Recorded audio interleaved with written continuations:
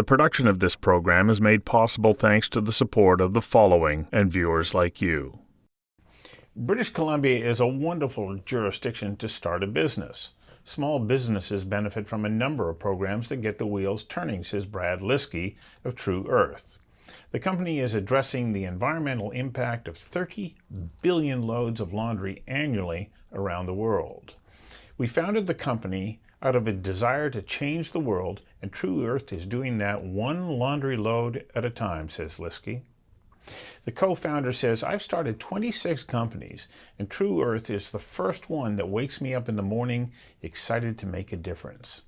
The company focused first on reducing the amount of plastic used in packaging laundry detergent. It then focused on reducing an entire jug of soap into a strip about the size of a business card. They tested the idea, and it was an instant success. The company quickly grew, and in doing so, it ran into a series of government rules and regulations that thwarted its ability to scale up in British Columbia.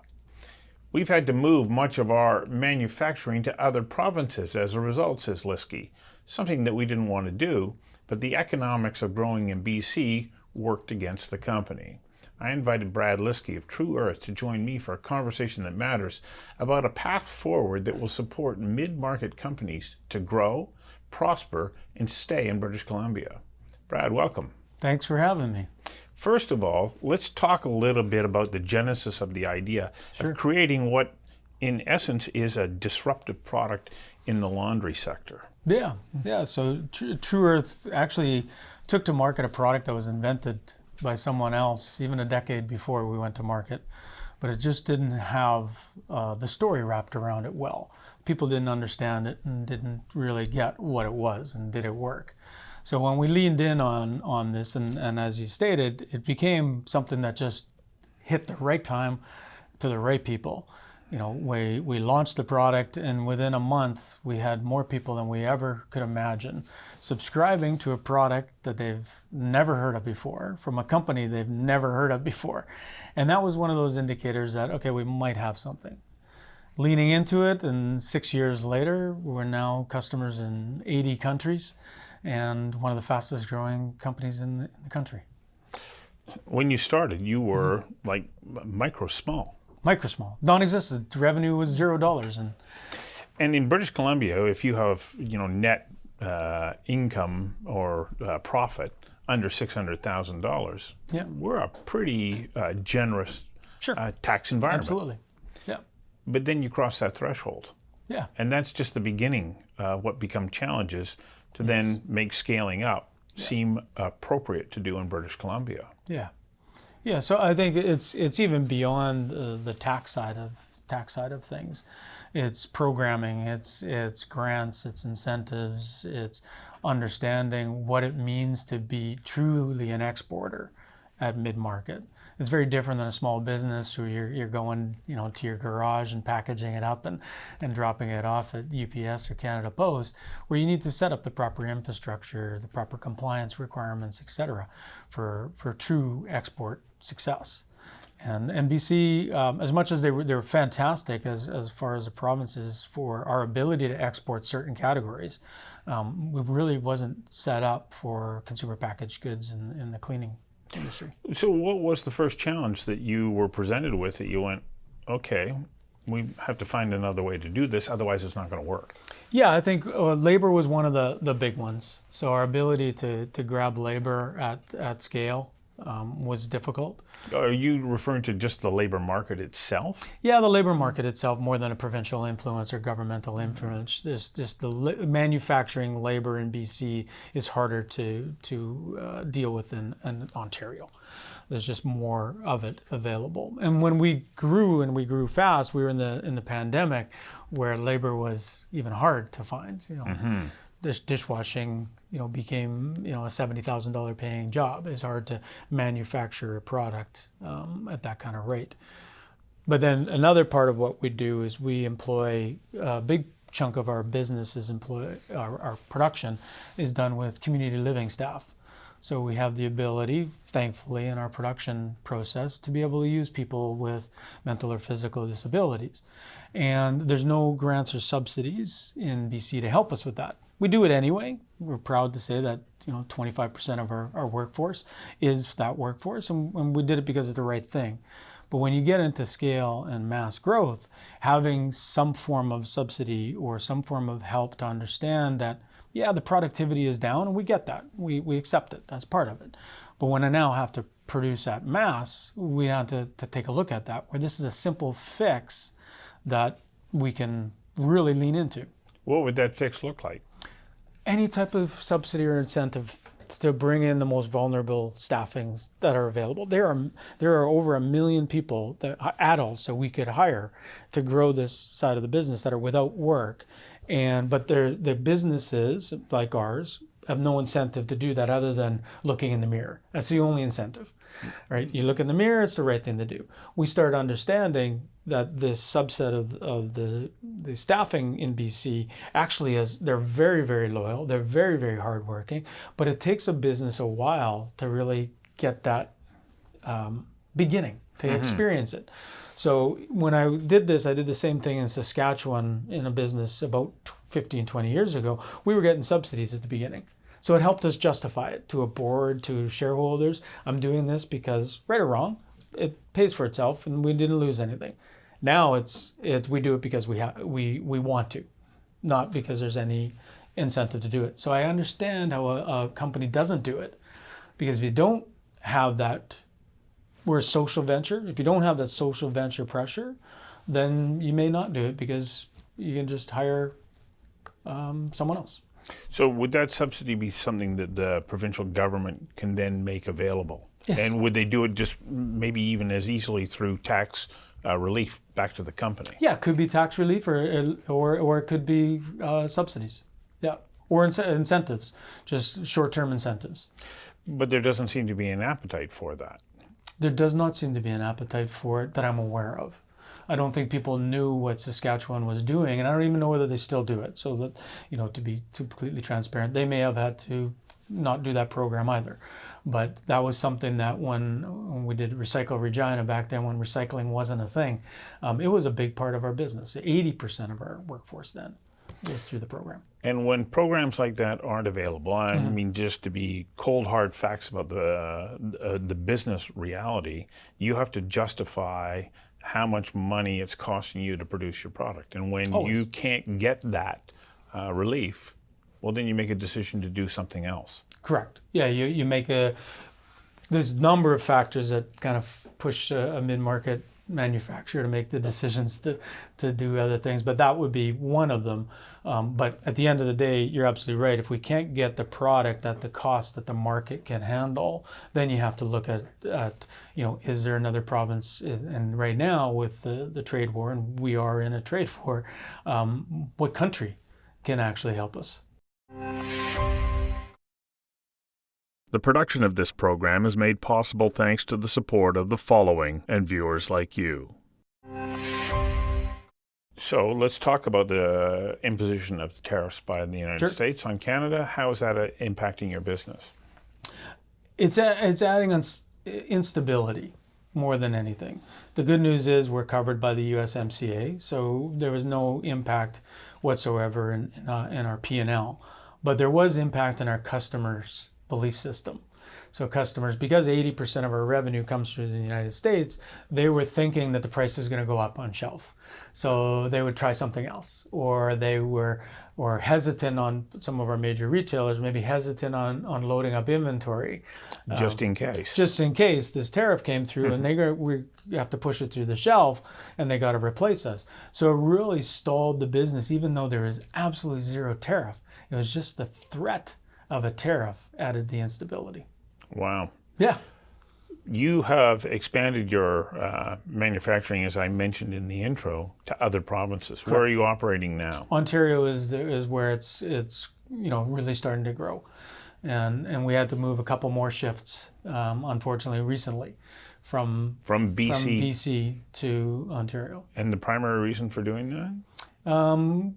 Efficiencies of our manufacturing process.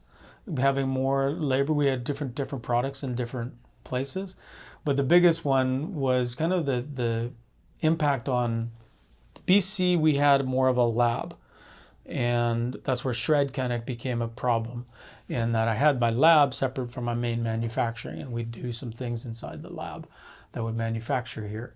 But when shred decided they just don't quite understand mid-market, I became I may as well put it all in one and have the efficiencies if I'm not going to gain anything by running my lab here.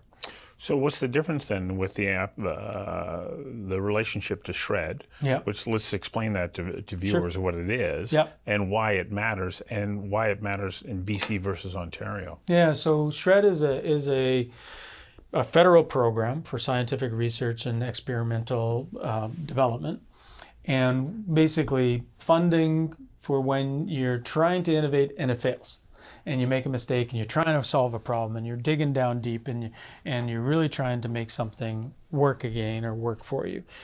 The government does the right thing and comes in and says, well, we'll help you with that, right? We'll cover some of the costs if it didn't work and you found a better way to do it.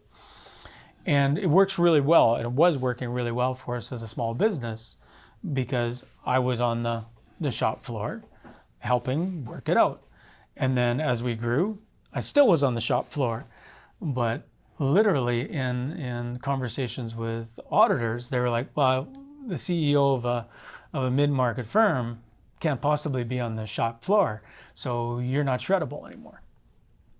That's what it came down to? That's what it came down to. So if I'm not going to be shreddable, then I may as well send it over where I'm more efficient. So that was just pure proximity. So it wasn't necessarily BC versus Ontario. This was a federal problem that was just not understanding mid-market, that it ended up impacting the provincial manufacturer. So what does Ontario offer you in relationship to this that makes it a much more attractive jurisdiction? My operation leaders are there. So if I got to shred somebody, as they say, you can shred someone, but it's not you, then I may as well have my operational leader in the big plant have that offset. And just because of that, there's then a shift in what the value of work that you're producing in British Columbia is versus Ontario. Correct. And that's why I think that this is where shred reform has to happen. Now, there were some moves in December that were made, and they were good. Not saying that we're not doing something, but the mid-market, we sit in this purgatory. We're not a small business where the money comes flowing quickly and it's small, but it's impactful. We're not a large corporation or an industry where you've got trade subsidies and you've got everyone politically trying to make sure that you're okay.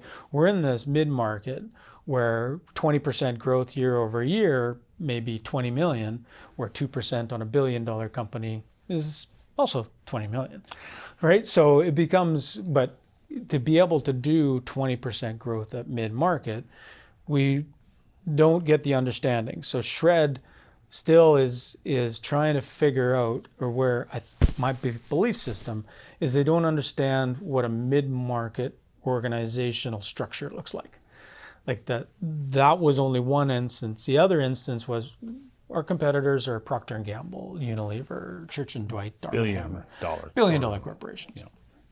And we were trying to explain this to the individual, that they'll have 100 dishwashers stacked up in every make and model to test their products as they modify things. We don't have 100 dishwashers. We're a mid-market firm. So we use 100 different employees, right? We call the home use test. We give them a piece, they go try it in their dishwasher, we fill out a form, they say which dishwasher they're using, what did they experience. Put that in. That's the kind of innovative that mid-market and small companies need to do. Yeah. So if I was Procter & Gamble or a bigger corporation, because that person was in my building filling that dishwasher, they could shred that time. Because and they're being paid. They're all those things that go to the bottom line. But I'm also even still paying my individual who's at home, putting it in their dishwasher, and that was not shreddable. Right. So and it wasn't this isn't millions of dollars, but it's hundreds of thousands of dollars. Hundreds of thousands of dollars we would reinvest to build our UK business, to hedge our bet against our US exposure. So this is one of the statements that probably got me in trouble. I was like, Canadians just don't help Canadians right now. Like, we got to figure this out. And yet we're supposed to be elbows up Right. and pulling all together. So, and I think we are in big and we are in small, but us mid-market manufacturers who really are the ones that can scale, because we're not going to get any of the $1 trillion defense budget. We're not. Right? We're not going to get any of the small business, digital transformation, $100,000 really change your business. That $100,000 is like, to us, it's good money, but it's a chiclet to a horse, right? Like, it's gone before you know it. And I think that there has to be some reform and re-understanding it. And it's probably not going to come while I'm in leadership, but I think I'm going to start the conversation. The production of this program is made possible thanks to the support of the following and viewers like you. So SHRED is a federal program. It is. What provincially can be done to make it more attractive for you to seek to expand here in British Columbia? Because I have to admit, I'm worried about what we're doing to be able to encourage business growth and development in this province. Yeah, I think we take the idea of the patent box that kind of was created and continue to push it out like the innovation box, and find a way that if we are innovating, and we have two problems in my belief in BC. One, innovation gets bought or leaves, right? And taken out of province. Right, and we're not quite the export powerhouse that we are, other than a couple of industries. Mm-hmm. So we have these two great opportunities, both in IP and in export. So if we take a look at innovation, the provincial government, if there's a program, and maybe I just don't know about it, that would allow a tax incentive for the revenues generated from the innovation, then that starts to make sense. So I can lean in knowing that if I'm going to innovate the next dishwasher detergent, but my revenues associated to that innovation. So SHRED helps me if I make a mistake, and if the province could step in, or maybe even the feds could step in with some kind of tax incentive specific to innovation. The patent box is trying to do it with, if it's a patented product, we'll protect and we'll give you a lower interest or lower tax rate on that. But the problem in my industry, consumer packaged goods, is, and I'm told this often by my board, the thing about patents in consumer packaged goods is there's no such thing as a patent in consumer packaged goods. So we'll hold it as a trade secret. So now it's an innovation, but now I can't get any tax incentive. So I think that the province could help on the tax side, and they can also do funding on it. If you've got a way to help us subsidize the future, then I think that we're going to have to do that to survive. You're going to have a conversation with Ravi Kalon, who's now in economic development, and say, look, you need to be innovative about the way that you treat innovation. Mm-hmm. We do have to be. What else? On the export side, I think, and the ability to export, and I do believe that we do a good job of training the small business. We went through the TAP program. We were pretty large when we went through it, but we did learn a lot, and I think the education is strong on how to export. Our ability possibly as a province to find some ways other than trade missions. I think the trade missions we do a good job on, but the trade missions don't typically work for an organization like ours, because we're not trade missioning to a consumer event, and we need specific language requirements and specific compliance. We need specific cultural understanding. It's pretty hard to jump in a booth with 15 other Canadian products and go to market in another country. So having a better program that allows us to invest in other countries that can later come back and be subsidized or incentivized, I think would be a good way for us to do it outside of the trade missions. Well, how do you envision that working? Because as you're explaining it, I'm going, okay, how might that work? Yeah, so you can there's some federal programs where you can get some money. Say I want to open a market in Italy. I can put in an application that in a business plan and get some travel and coverage and expenses covered. The problem with the program is there's a threshold. If I'm doing $100,000 already in Italy, I can't get the funding. It's for opening new markets. But we're in 80 countries, and we did $100,000 in many of those countries just by social media. So all of these countries became not applicable. Because there's a threshold. This is the threshold. So despite the fact that you want to expand that market, because you've already established that there is an appetite for it. But that program doesn't allow it, or didn't allow it when we did it a few years ago. And so then when you go to market into those communities, you're doing it at pure risk. You're doing it all by yourself. And yet the beneficiary of export is the entire economy. Right. Because you're bringing in foreign dollars. More so than it ever has in the last year. Like our ability to right now, UK and Netherlands, we're really focused on Europe, and because we have to hedge our bet as a Made in Canada organization. So with that, I'm taking UK on 100%. Right, we're grassrooting it from our own P&L and cash flows. Because it's even right now, as the economy is tightening, so are the bank's restrictions, right? New markets, all that kind of stuff. What are we using working capital for? So we have to make sure that, and the board, quite frankly, what are you doing? Right? We're hedging the bet. The production of this program is made possible thanks to the support of the following and viewers like you. And so when you go into expand in those markets, of course, you have to, everything then has to be compliant with local regulatory bodies. Yeah, labeling, everything. Everything. And so there's a big expense up front. There is. Then you say, okay, well, we're going to focus on the UK. Well, just across the channel is France. It's a pretty big market. It's another risk. And a whole nother set of compliance and a whole nother language and a whole nother culture. Right? I think the one thing that I learned, because we ended up having to actually create a Netherlands BV to do this properly. Originally, we went in as the Canadian Corp and hit a bunch of compliance roadblocks. So we set up a separate corporation in the Netherlands, wholly owned by the Canadian corporation. But then I got that regulatory, which took me a year. It took me almost 6 months literally to open a bank account. We didn't even want any lending from it. We just wanted to put money in it, and we had to fly there often. All of those expenses, there wasn't a program that I was aware of that could help me do that. Wow. Yeah. And maybe, maybe I just don't know. Right? But I've had the team look and.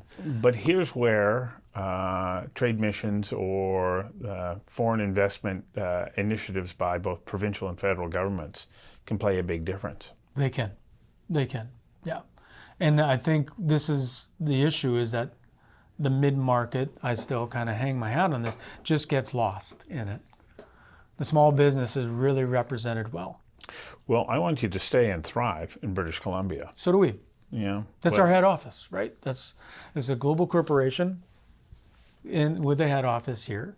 And I've heard people talk a lot about Vancouver doesn't have a lot of head offices. No, they don't. We don't, and I know why, right? Like it's a fight sometimes, not a fight against the province or the country, or pardon me, the city or anything like that. It's a fight against all the other draws. So here's an example of where I think a province, BC, can help. We got a call from our strategic partner manager. We do private label for other companies around the world because I believe that, for this to truly be lasting change, we can't be the only brand. We have to do it. So we have a competitor in the United States that would like to buy our product and put it in their packaging. We do that. They phoned us up yesterday and said, we just got a grant from the state to come and explore and expand the Canadian market. And we'd like to use that money with you. I'm like, okay, so I got a competitor in the US who's going to be funded to come into my backyard with my own product and compete. Where's my money to say, we've got a grant to go after France. Here's $200,000, go. Just make it happen. fill out these forms, fill out everything else, but make it happen, because we've got to test. We have a track record of being able to do it. Or better would be the UK. We're doing, £1.5 million in the UK. We're too big for any of the emerging market stuff, but if we could turn that into a $10-15 million, 15-pound market pretty cleanly right now, but we'll be doing it on our own. Well, I'm hoping that this conversation will ignite some innovative conversations that maybe can change some of that landscape. Thanks for coming in and sharing your experience with us. Thanks.